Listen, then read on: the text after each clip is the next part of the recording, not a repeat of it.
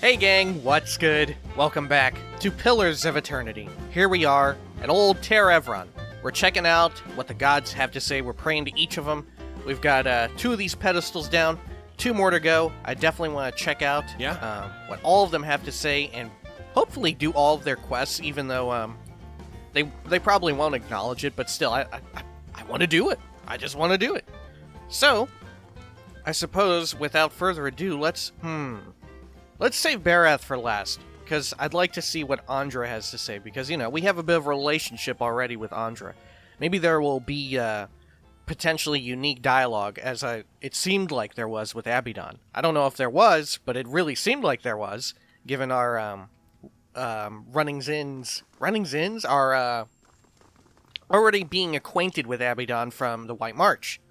Alright, let's do it.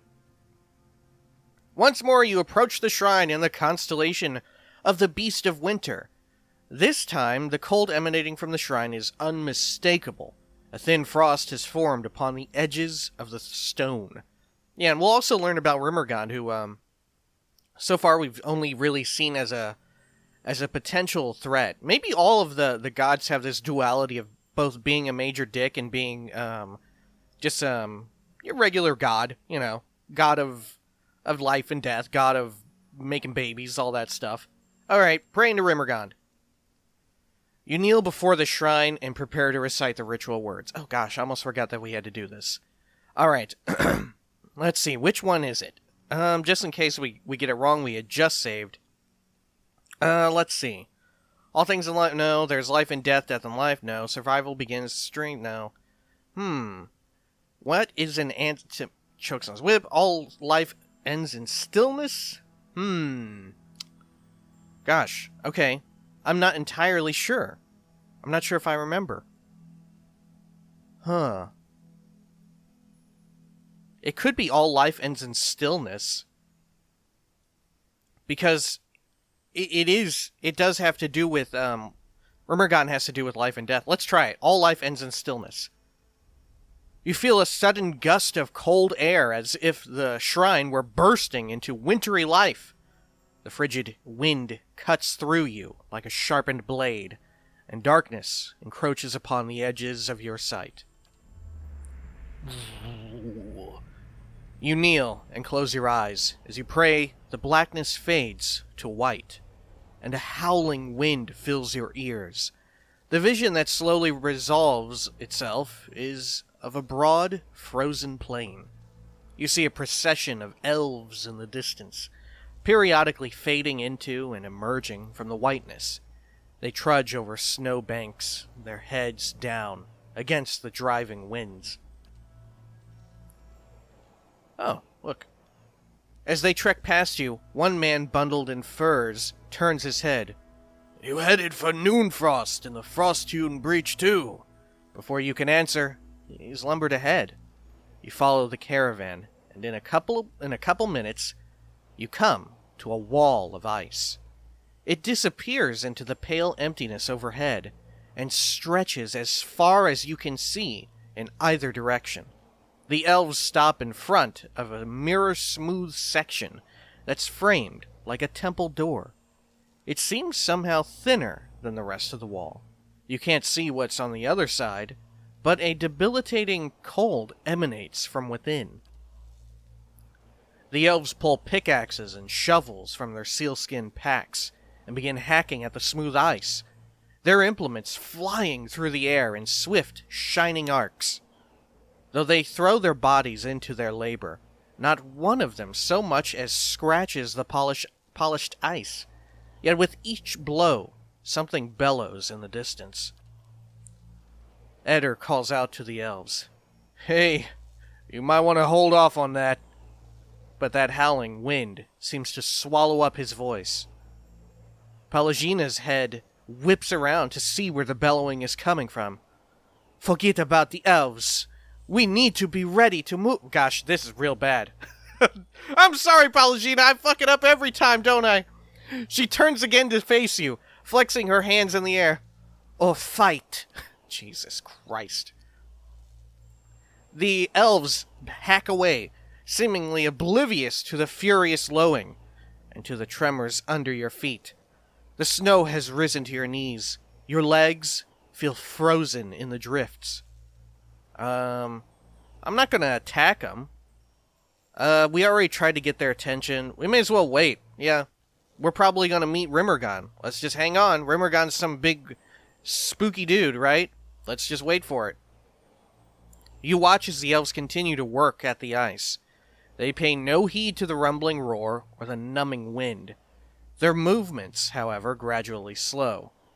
They labor at the ice with arduously sluggish movements until they finally freeze in place, some mid-swing and others preparing for the next blow.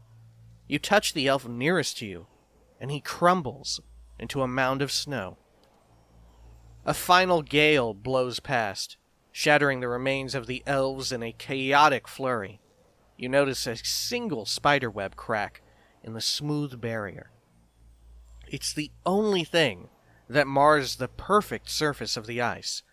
Whatever's on the other side of the strange doorway, you feel it tugging at you. Only when you look back and see the parallel gashes trailing behind your legs in the snow do you realize how strong its pull is. My end comes to all things in time. Seal the frost-hewn breach and instruct the pilgrims in the patience of Rimmergond. Oh shit! A deep whisper carries from the crack. As quiet as it is, it shakes the ground beneath your feet. Huh. So this dude doesn't like... Rimmergon doesn't like that the fucking snowy elves in that one temple are opening this thing. He's not into it. He likes the idea of it being a slow thing that comes over time. That totally makes sense, right? Oh my gosh. Fair enough. Plug the hole with your finger? Oh, my finger's gonna get frozen off. But I really want to do it. Just don't have it be my trigger finger, okay? Use a pinky or something that's not so useful. Here we go. You stick your finger into the hole and feel a stinging cold. You yank your hand back, but the finger snaps off and remains wedged in the crack. No! A hoary rime instantly grows over the smooth surface of the freezing doorway, fusing it with the rest of the wall. A crystal of ice grows from your frozen stub. As you examine it, the vision around you fades and your finger rises from the stump? What? But a shard of unmelting ice remains in your palm. What? Glowing ice shard added to the stash? We didn't even get to talk to the other dudes. Oh, man. Rimmergon showed me a vision of a gate, the frost-hewn breach, and the pale elves trying to open it. In the vision, the elves crumbled into snow, and I sealed the gate with an ice crystal that I still had when the waking dream ended. I found Noonfrost, Rimmergon's temple in Old Song. The frost-hewn breach must be here. When I find it, I can use the shard from the vision to close it, according to Rimmergon's wishes. Oh, shit. I bet if we had this quest initially, we could have gone in there and said, I've been sent here by Rimmergond, him or herself, or itself. You better stop this shit. Rimmergon is most unpleased. Check out this ice cube. It's unmelting. That's how you know it's me. I've been sent here, a prophet, an apostle of the snowy god. And then they'll say, oh my goodness, what a mistake we've made. We'll just let you go in here and you won't have to fight any of us. But instead, we killed them all. My goodness. Alright. What else does this have to say? No. Here we go. This updated? No? Alright. I believe it was just, the one. Okay. Fair enough. I guess we'll come back to this, huh? Just say the word. We may have to do this before we can even speak to Skane or Andra. Not a problem. Like we did, with, Gallowayne and Abaddon Magrin. Alright, Barath, what's up? Once more you stand before the shrine, and the skull's constellation which marks its dedication to Barath. You kneel before the shrine and prepare to recite the ritual words. I mean, it's this one for sure, right? There is life in death and death in life. There is a rippling shift in the air around you, as if some unfelt wind has changed, bringing unexpected warmth. You feel the peculiar weight of an unseen presence and of eyes upon you. You kneel and pray to Barath. Even while your eyes are closed, you see a road that seems to stretch on forever. The stars wheel overhead in a clockwork rotation of constellations. Oh, the wheel! Disappearing over the horizon to your left, only to rise on your right. Oh my gosh, do they see the wheel as the gigantic, like, the constant, like, the celestial bodies in the sky? Is that what they refer to as the wheel? Huh. Okay. You try to make out the details on either side of the road, but your eyes can't seem to focus. One moment, you think you see a meadow blanketed with mist and another sheer canyon walls. For just an instant, you see waves lapping at the edges of the road. Were you to step into the shifting landscape, you feel certain you would only end up back on the road. You know this is a vision, but the packed dirt feels firm beneath your feet, and the night air cool on your face. You are walking. Your feet seem to carry you forward of their own accord. Something looms ahead of you. As you get closer, you see two stone figures that look strangely familiar. The two faces of Cyrano, what we call Barath. Goodness, I'm sorry, Palagina. I know you don't have like a Brooklyn Italian accent. That's about the best I can do. She shudders slightly, and her feathers ruffling as she peers at the figures with apprehension. Not that that was that. That was me attempting like a real-ass Italian accent, huh? You remember the door to Chilaban Rilage. Was it Rilage or Rilag? I can't remember now. And the two figures carved into the mountain next to it. One looks vaguely male and the other vaguely female. Only a thin layer of flesh covers their skeletal bodies, which twist to face the doorway between them. Remember, this god has a lot of duality about it. The doorway, however, is not what you saw in the ruins. It's a skull, gaping and jawless. And as you look on, its open mouth seems to grow. The arms of the two stone sculptures are swept toward the mouth, inviting you in. Alright, it's an invitation. Let's get eaten by a big skeleton. The road continues through the maw to another shifting landscape surrounded by stars. As you pass through it, you see an identical doorway in the distance. A dwarven man stands near it, unmoving. You turn and look behind you, only to see the skull gate you just passed facing you. An elven woman waits in the road. Like the dwarf, she stands still. Okay. Well, we just went through a skull, which is like, death, so we need to go through life, right? Let's go up to the dwarven man. You continue down the road toward him. He looks up as you approach, but you can't tell if he's looking at you or through you. His face is smooth, but flaccid, as if the flesh has detached from the muscles underneath. Wow, what a description! As you look on, his face begins to change. Wrinkles crack at the corners of his eyes. His mouth sinks, carving deep lines from his nose to the corners of his lips. His jowls sag, and the loose flesh hangs like dough. He raises his cupped hands. They're covered in blood. He lifts them to his face and smears himself from his newly creased forehead to the wattles? What is that? Of his neck? As he massages the dark, sticky fluid into his skin, the fresh wrinkles disappear. The hanging folds recede, and his flesh tightens as if re-adhering to his skull. He lifts his head, and this time, you know he's looking at you. His renewed face looks like a mask, artificially smooth and still. Behind it, his black eyes are two hungry pits, yawning like the empty mouths of skulls. Come, make your sacrifice to the Ethik Knoll. Oh, right, it's what's his name? Is this literally him? Okay. I don't want to do that. I don't want to sacrifice myself. No, sir. His body blocks the path. He extends a bloody hand towards you. Take his hand, attack him, or turn and run. I'm gonna run. I'm getting out of here. I don't want to do it. Oh no. The dwarf seizes you as you flee. You tear your arm from him, and his grip gives away with a noise like dried canvas ripping. Oh my god, what?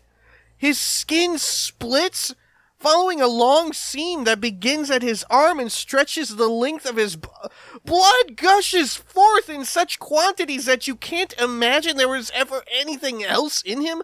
Oh, Jesus, what have I done? Sure enough, as the dwarf empties of blood, he collapses like a desiccated husk. The blood in the path gleams with 1,000 souls worth of essence. Holy shit! The essence evaporates, trailing shining filaments into the night sky. Only now that he is dead can you continue onward. Oh my god, Barath, are you telling me that I gotta kill that dwarf guy? Are you not pleased with that dwarf guy? Oh my gosh. The blood pools around your feet, and you look up and see the elven woman waiting further down the road. Oh, Barath, what are you gonna have me do? Approach the elven woman. You start toward her. There's something unnatural about the way she stands. She's too still. When you get closer, you see that her legs taper into a slender trunk. And in place of her feet are gnarled, twisting roots. She lifts her face to an invisible sun. Her long, golden hair is the color of autumn leaves. And as you look more closely, you realize that her head is actually covered with tendrils and vines, sprouting brilliant yellow leaves. Each glimmers with the essence of an entire soul. She gives you a beatific smile. Oh, maybe this is, remember the golden, gosh, what were they called? Not golden sun, that's something else. But, the folks in the clearing there with, they were like, oh yeah, we're like the bloody people, but we're a little bit different. It's probably them. Oh yeah, there, Golden Grove. Cheated and looked ahead. As you look on, the leaves slowly fall from her head and settle at her roots.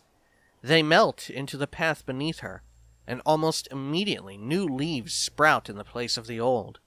She reaches toward you, still smiling as roots spring from her fingertips. Her outstretched arms bar the path. Come, graft your soul to the Golden Grove. I don't really know too much about what this means, grafting my soul to it, but I don't think I wanna. It sounds pretty bad. I'm gonna run away again, and maybe I'll split her in half too. Better watch out, lady. You don't know what I did to the last guy. Turn and run. Same thing I do every time. Before you can flee, her roots twine around your shoulder, yet as they do, they grow rigid and cold. Her outstretched arm petrifies, and as a rough stone bark overtakes her flesh, she can only look on in horror. You break away from her brittle grasp. Her feet are rooted in place, but she twists and writhes as if trying to flee her own dying limb. The petrification reaches her shoulder and spreads down her body, freezing it in a painful arc. It creeps up her neck, and she throws her face skyward, like a drowning simmer. The grayness covers her face, freezing her gasp in stone. Now that she is still and lifeless, you can continue past her. You want me to kill that lady out there too? She seems so nice, though! Only the golden leaves on her head remain untouched, and, as you watch, they fall one by one to the path below. They shrivel as the shimmering essence fades from them. A voice echoes along the road, barely more than a whisper on the breeze. Return them to the wheel. Oh my goodness, Barath. You lift your gaze and see the skull gate ahead of you on the path. The candles of Ter Evron wink through the open mouth. Leave. Oh, shit. So that's another thing. Of course Barath wouldn't want them doing that, because Barath wants the cycle to continue anew. Which means Barath is also intrinsically kind of linked to the Hollowborn crisis, right? Rimmergon seems like maybe the only one so far of these pedestals. I don't know. Huh. Well, maybe Gallowayne and Magran and Abaddon, they don't seem so linked. But Barath actually does seem pretty linked to the Widewind's legacy, the Hollowborn crisis. Alright. Holy heck. So we gotta kill him, huh? Alright. A servant of death. Jeez. Barath tires of mortals evading the natural cycle of death and rebirth. He showed me two individuals in particular, a dwarven man and an elven woman who have extended their lives for centuries. And the lives of the two figures from Barath's vision. Barath, the god of death and rebirth, showed me a vision of an elven woman and a dwarven man stopped on a road. My touch slew them, and only then was I able to continue along the path. I think this is the god's way of telling me that these two individuals have cheated death for too long. Ending their lives would no doubt please Barath. The dwarf in the vision had an eerily ageless face, and he seemed to renew himself with the blood of others. He said something about Ethik Knoll. When I learn who or what this is, he will no doubt be nearby. We know exactly who this guy is. The elven woman was strangely tree-like in the vision. She mentioned a place called the Golden Grove. The druids of the Golden Grove told me that High Ovate Arona often ventures to Elmshore in search of remedies to prolong her life. I suspect that Arona is the elven woman from the vision. Oh shit, yeah. I remember that now. Oh my gosh, what do you think she does out there? Oh shit. Okay, let's solve... Ready when you are.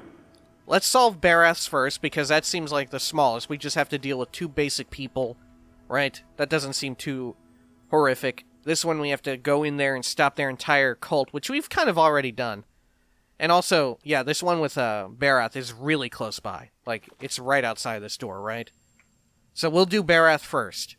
We'll probably save Helia for last, because it seems by a long shot the hardest. I mean, we haven't even met the dragon yet, but I'm assuming all dragons in this game are hard as hell. Because the two that we've met so far have been hard as hell. I mean, we haven't... We kind of tried to fight that snowy dragon, the alpine dragon, I think it was. This ice dragon. I think it was alpine, right? Because of the forest nearby. But, yeah. That was like a big boss creature. They're big encounters. So we'll save the Helia's dragon for last at the Sky Temple thing. And we will, we'll get on our way and figure out what to do with all these people who we said, oh, you know what, you're not doing any harm. Well, as it turns out, Barath has informed us, you know what, they actually are doing some harm. Sidha Rihenwin, do you have anything else to say? I have questions. What do you wish to know? Okay, no, I don't. I'm sorry, I lied. Not a problem. I'm sorry. Oh my goodness. Hello. Stop right there. Okay. I'm stopped. Oh, okay, I didn't stop. You're in the wrong city, Inquisitor. We're having another ball trip. As if we were with one of Theos's folks. The Phantom Soldier raises his short sword to your chest. Did you think you wouldn't be recognized here in your old home? I've seen your trials with my own eyes. Oh, he doesn't finish it. Okay. I have seen you light pyres with good people tied to them. People I'd known many a year. He seizes you by the throat, and your airway tightens. Whether real or imagined, you cannot tell. They deserve your confession. He raises the point of his sword, holding it a hair's breadth from your eye. Suros, what are you doing? Startled, the soldier releases you immediately and turns to face the speaker. A woman in a plain wool tunic, fully a head shorter than he, but somehow seeming to tower over him. You have seen this woman's face before, but from afar, bloodied and burned as she lay stretched across an iron wheel. Oh, shit! Was she the one being tortured on that thing from a while back when we were, like, back in Defiance Bay? Remember that? Was that back there where we had that vision? Oh, God. At the moment, it is marked only with concern. An assassin sent by the Inquisition, my lady, daring to approach our camp. Is this Lady Webb? Did she go by a different name, or maybe her mother or something? Oh yeah, he read that, sorry. Oh. If he is so poor an assassin as to approach an armed guard in daylight, I should have nothing to fear. I would hear what this man has to say. She stares him down until he can no longer face her. He turns away, sour-faced, watching you through sidelong glances, his knuckles white around the pommel of his sword. Surely this is some trick of my mind. I did not expect to see you again. Iovara's eyes widen as she sees your face for the first time. I can lie, a whole lot, lie. I just wanted to see you again. Lie, I've come to help you in any way I can. Lie, I've come to believe your teachings to be true. Lie, the evils I've done in the name of the Inquisition are too great for me to bear. I want to help you end it. Or Grand Inquisitor Theos Ix Arcanon dispatched me here to spy on you. Should we lie? I mean, there's a lot of lies here. But we can also tell the truth. I mean, I feel like, I don't know, maybe she has some sort of power where she would know if we were lying. So it's pointless to even do so. Let's tell her the truth. Iovara doesn't blink. Are things as desperate as that over there? I'd never have known. I hope your next assignment is more stimulating. Listening to my lectures is dull work for a spy. It's good to have an old friend back, all the same. It's lonelier than you might expect, changing your friends for followers. Whatever— oh, God! I would like for you to stay here in our camp as my guest. Let's scroll up here. Thank goodness we can do that. Whatever your reasons, I've missed you over all these years. Having you here now at a time when I'm surrounded by strangers is a wonderful gift. Wow, that's— my God, that's fucking depressing as hell, isn't it? Alright, let's continue. My lady Iovara, I beg of you. This is an Inquisitor. This is a desperate attempt on your life. The only way it can succeed is if you allow it to. Right, but she's in such a state apparently that she doesn't give a shit, or she is so confident in her own abilities. No longer able to remain quiet, the soldier approaches Iovara and puts his hand on her shoulder, turning her aside. His voice is hushed, but by no means private. This is a missionary, same as I was, taught the wrong things as I was. If I can't have faith in one man's ability to reason once he knows the truth, what hope do we have? She brushes his hand away with the calm grace of the resolute. Oh my God, she must have like 30 resolve, huh? My lady, he admits being a spy. That should make him less of a threat, wouldn't you agree? I have nothing to hide. All I see here is an opportunity to persuade someone who could help us. We have many former missionaries here. They are our most loyal, our most helpful. Many have died for us. These are not people we should be turning away. And if the Inquisition wants my life, they can have it. But they know as well as I do that my cause will not die with me. Come, we have much to talk about. Iovara beckons you somewhere behind her. Oh, shit. Huh. So is this the person that we were lying about? Remember in that, Ready when you are. we had a vision on our way here where we were talking to Theos, and Theos was like, you have someone that you like or whatever. Not a problem. And then maybe this is the person that we were referring to. I don't know. I don't know if she was actually already familiar with our, the person that we were in the shoes of, or what. I don't know. Very suspicious, huh? Or mysterious, even, I should say. Alright. Let's head on back up in here and cause some real fucking trouble, huh? I mean, they're not gonna go peacefully, are they? that would be something. We would probably need to do like a resolve check, huh? Resolve checks are real popular, huh? And we are not, we're not someone with a lot of resolve. No, sir. We'll probably just have to shoot them all. But hey, Barath could probably appreciate that. I mean, in the name of the gods, we're kind of just going around... Say the word. I mean, I don't know. Maybe some of these things, they do seem right. Like, I don't know, maybe it's not good that these people are doing it, but they're doing it willingly. So there is that. I don't know, it's a tough call. But either way, we don't really have much of a choice. Our hand is forced. We have to do this no matter what we think of it. Whether we agree with it or disagree with it, we have to do it because our main goal is to stop Theos.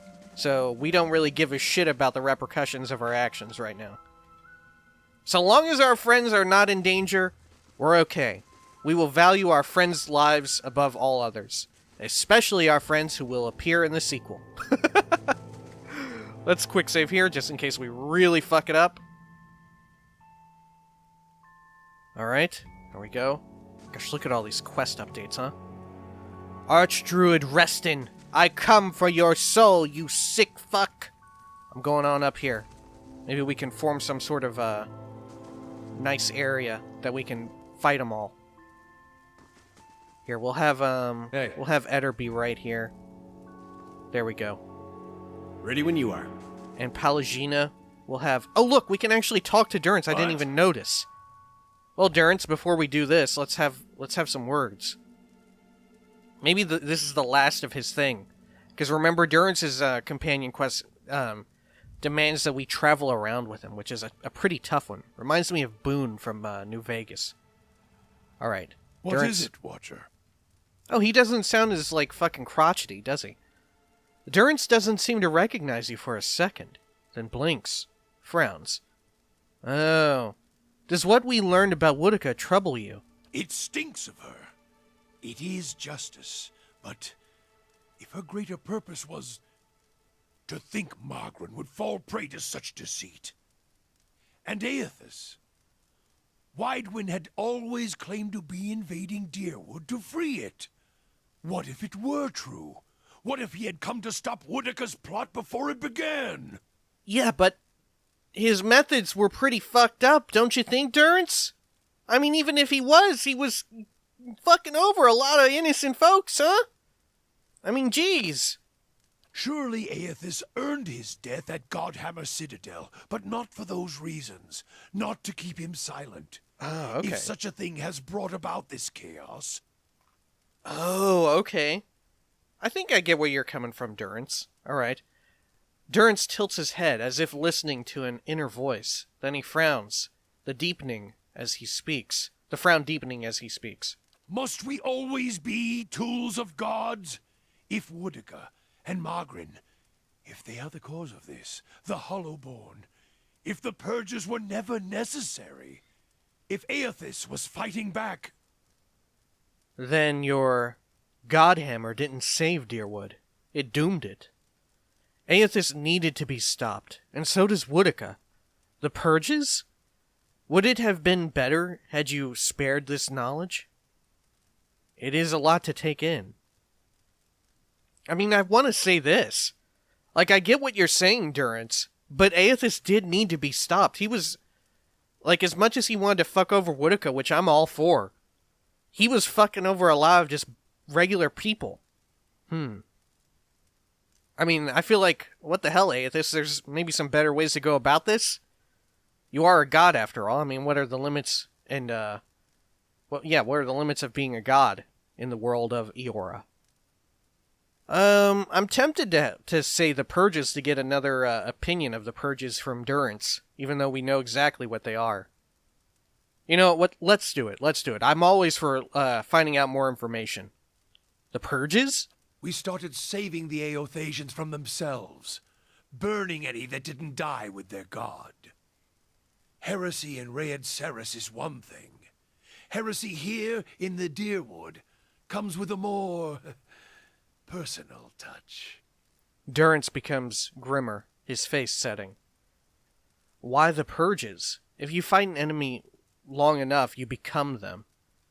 Alright, why the purges? Alright, so this actually didn't give us a new, this wasn't like, oh, learn some more information. This was actually just picking a dialogue thing. So why the purges? As I see it, every Aothasian who still lives in the Deerwood puts the nation at risk, is another dagger held to the throat of our faith. Root them out, burn them, or send them back to Red Ceres to wallow in the blood of their failure. Okay, I wanted to ask about the region and its history. Alright, yeah, so we got all of it done. Something else? I suspect the answers will seed more questions. Let's see, did we clear all this out, or did we get new ones? Enough about Magrin? Yep. Okay, we're good. What? Oh, man, Durrance? Alright. Did his, quest update or anything? No. I guess it's still going on, huh? Well, that's fine. We like having Durrance with us. Ready when you are. He is definitely our healer type. Alright, Archdruid Reston. Let's quick save again, now that we've talked to Durrance. And we'll talk to this dude and probably shoot him. Alright. You return. How did he sound? He sounded really, really kind of monotonous and evil, almost. You return, here to make a sacrifice, or merely to observe? Barath believes it's time you paid your dues. Reston grunts. Then he can descend from his mighty pantheon and tell me himself. Yeah, actually, that's why I'm here. I am the sword that is being wielded! Bang! Since when do the gods send mortals to collect? You're much too talkative to be the usher. This is the trouble with deities. They meddle in a world that they don't even inhabit. I hope they've promised you something better for your next life. Alright. Oh my god, we're really fucking a lot of shit up, aren't we, with this? This seems real bad, what we're doing. But we're doing it anyway, oh my gosh. Alright, Pallegina, launch a big fucking volley at that dude. And Aloth, lay down some garbage right here, because they're about to come up and challenge old Eder. Alright, Eder, you come into position there. There we go. And Mama Sad, unload on the Archdruid. Let's see. Durrance, you also get a buff debuff down. Let's see, I will fire away. And let's see, Eder, yeah, you just stay there. Well, shield's up. Say the word. There we go. What's his health at? Alright, he can take quite a beating. Fair enough. Alright, Eder, engage with the supplicants there, block them off. Pallegina, you come down here with the chanter. Alright, fantastic. Let's see. So I just fired, I'll swap weapons, I'll put a dot on the Archdruid. There we go. Oh god, Pallegina's having some trouble. Durrance, move ahead. There we go. Let's see, let's lay down some healing here as well. And Aloth, lay down a Slicken, because some of them are making it through. Let's see. Let's do it right here. And Eder, come on back here and continue heading them off. Yeah, there's 3 dudes down there. It's good that you're down there. Okay, good.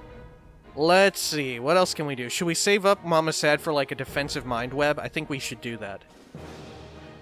There we go. Mama Sad, you fired off a shot. Now move up a little bit. Oh, nope, never mind. Sorry, Durrance. Sorry, my bad. Yeah, continue casting. Whoops. Let's see, Aloth is also casting. Let's see, Mama Sad, come right here. There we go, she's got the defensive mind web. Hit it up, baby. Alright. Let's see, we are on the Ducanale right now. Let's fire off at this chanter. We don't want the chanter causing any trouble, do we? Let's see, Pallegina, where are you at? Is this her right here? Oh, is she prone? Yeah, she is. Okay, well, Pallegina, when you get back up, hit that blight. Mama Sad is about ready to cast. Good. Alright. Let's see. Hit that chanter behind you there. Better. There you go. Oh, nice. The mind web is active. Alright, let's do another heal because I'm getting a little beat up by this fucking thing. There we go. And let's see, Aloth. Let's see, can we do any sort of... We could smash that thing right there. The Earth Blight. Or we could try and mess with the Keeper. I think we get these two. That's a guaranteed hit on both of them. Whereas this one, we may only be able to get the Keeper because of how the line of sight works with the stairs. Alright, Mama Sad. Unload into the Earth Blight. Oh my god. Look, it's getting real framey there because of that. Oh god, what is that? It was like some disgusting ancient vomit attack. Alright. How many fucking guys are coming up here? Holy wackadoo. Here, let's throw down another buff. Alright. Let's see. Let's throw down a debuff down here. Get a whole bunch of them debuffed. There's like 4 of them down there. My mind feels sharp. There we go. Man, all the particle effects are going buck wild. Alright, Pallegina, flame on! Actually, no. Pallegina, run down there and thwack that fool. Cut him off and get him off of me. There we go. Let's see. Eder, can you knock down a Rain Blight? Can you even do that? If not, just give it a shot, I guess. Alright. Let's see, what else can we do? We can lay down noxious poop. Here, Aloth, lay one down. Give him the good stuff. Let's see, what else can we do? We can debuff him here as well. I don't like how, like, it's becoming extremely... okay, there we go. It was all desaturated and, the contrast was going through the roof. I was like, oh, geez, what's happening? Actually, you know what? Eder, hold back and go into ranged. There you go. Oh my god, he turned into a werebear! Shoot him, Eder! Oh my god, nailed him. Right between the eyes. Good man. Alright. Let's get ready to blast these fools over here. That's how it's Oh my god! It never gets old. Alright. Here we go. Oh, poor Pallegina's petrified by the werebear or boar? It looks like half bear, half boar, doesn't it? Alright. We have lost reputation with Ethic Knoll. Well, Just say the word. what are you gonna do? It had to be done. Good lord. Purgatory. Unique Saber. Let's see. 20% damage. 20% of damage restored as endurance. Huh. I mean, that's not half bad. And crit damage multiplier? Oh, wow. It actually has quite the story to it. Wow. Alright, let's see if the story's worth. In a monastery overlooking Coldflow Lake from the foothills of the White March, there once resided a clandestine order of monks known as the Thousand Dreams. I wonder if, old what's-his-name would know about that. Old, oh my god, Zawa. Through a powerful form of pain-induced meditation, these monks were able to walk through their past lives as though they were dreams. Each traversed these memories in ultimate hopes of achieving complete understanding of his or her soul's identity. They believed that after experiencing 1,000 lifetimes, total enlightenment could be attained. Greatest of their sect was Rigolan, who had an ancient soul and was said to have walked more lifetimes than any other. But when she came to the end of all her lifetimes and found there was no more to experience, it became clear that she would never come to know herself completely, for there was simply not enough to learn from. Unable to accept this fate, after her endless trials, Rigolan sought a way to take the experiences of others for her own. Ooh, that seems fucked. That she might reach 1,000 lifetimes yet. She channeled her unquenchable hunger into her favorite sword, and it became an instrument of her will. With it, she claimed many lives in the surrounding area. Each drop of blood on her blade was a new experience, each killing blow a new lifetime for her to claim. When the rest of the Thousand Dreams came to learn of her actions, they banded together and confronted Rigolan upon her return to the temple. In the end, amid a courtyard of slain monks, she did indeed come to understand her soul, and it is said that among the many experiences contained in the blade are all those of Rigolan herself. The blade itself is a simple saber with a worn leather grip and an inset ebony hilt. The sword becomes hot to the touch when its wielder's foes are vanquished. Oh, shit. Man, it is pretty good. If we had a saber user, that would be pretty dope. The crit damage multiplier might be inherent to sabers, though. In fact, the 20% damage restored as endurance might be the inherent thing here. I don't know, 20% damage as well. Let's see. What are the enchantments? I'm curious now.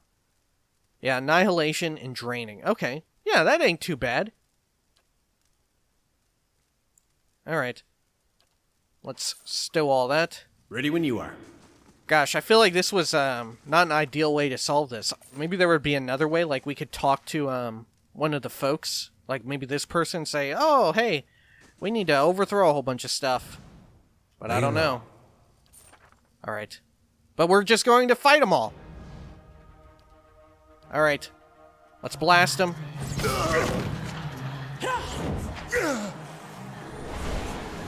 Oh shit, there's some people over there doing some wizard shit. I feel kind of bad about this, but hey, it's gotta be done. The ends justify the means. Oh god. Oh shit, Eder is still in ranged mode. Alright, here we go. I mean, it was also pretty creepy. It wasn't exactly like an awful thing that you were doing, but it was real creepy. Alright. Run these fools down. Oh my god. We're getting torn up over here by these freaking plants.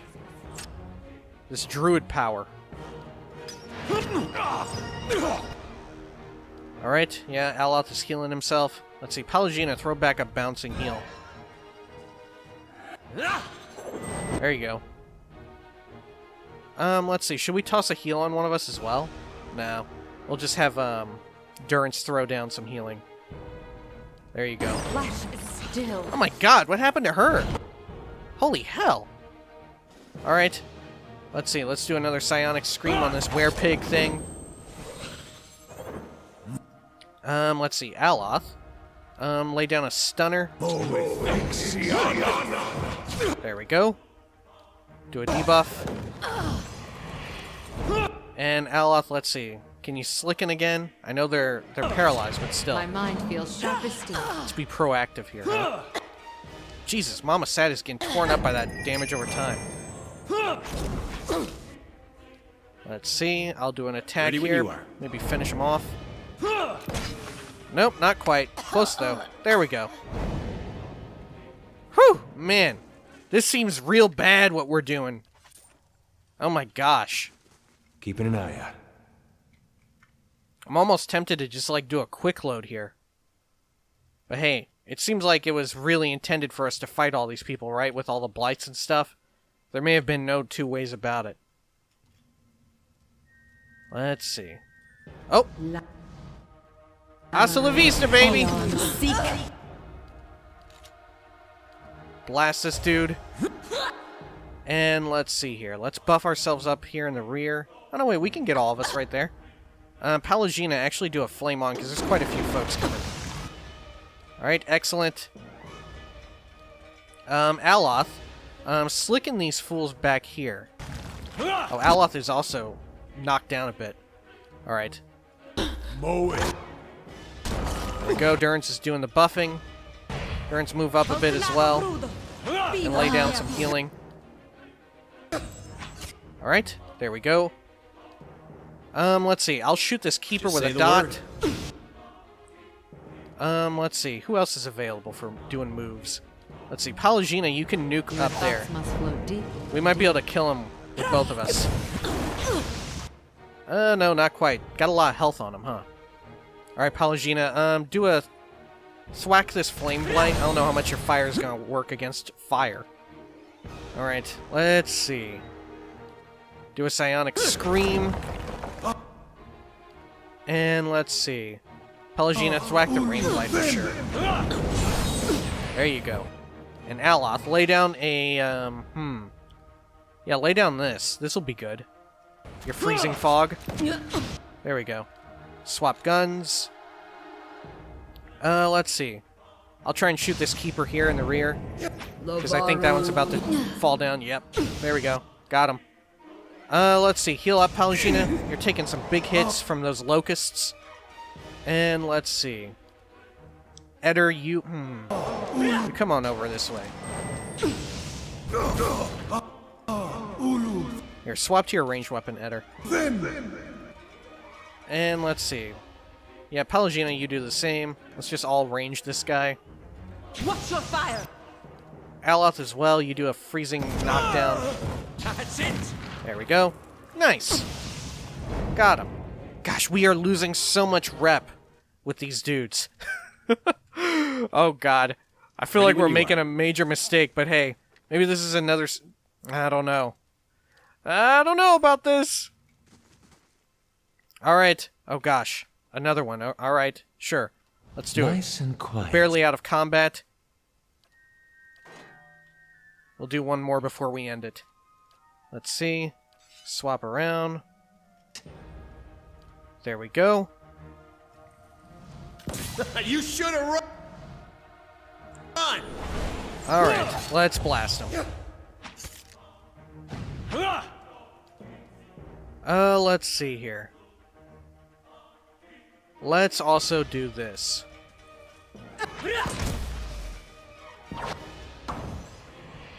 Alright, great. There we are. And let's grab these. Okay. Whew!